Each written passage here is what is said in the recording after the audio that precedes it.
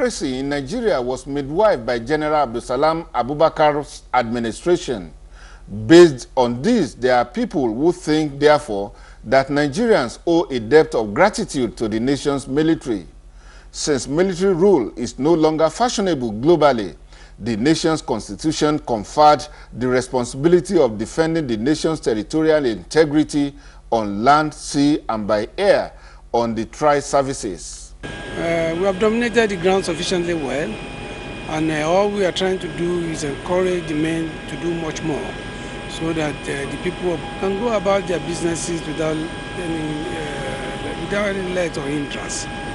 While it can be argued that democracy and security are two sides of the same coin, the Nigerian armed forces have always been there, checking the perceived excesses of politicians and political parties to make them function within the confines of the law of the land.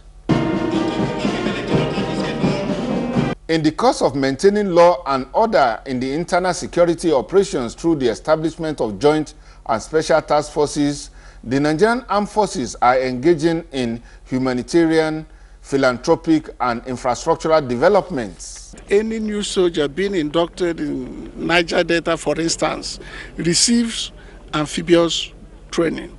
Of heightened cases of crude oil theft and pipeline vandalism, and that is to add value to our operational capabilities in that general area.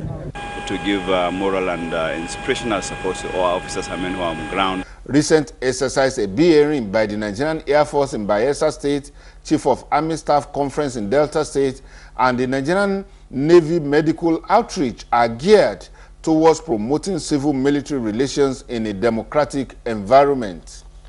It is not an exaggeration to say that national interests and national security imperatives in a democratic settings are the driving force for the Nigerian armed forces to remain strong pillars of support for the nation's democracy.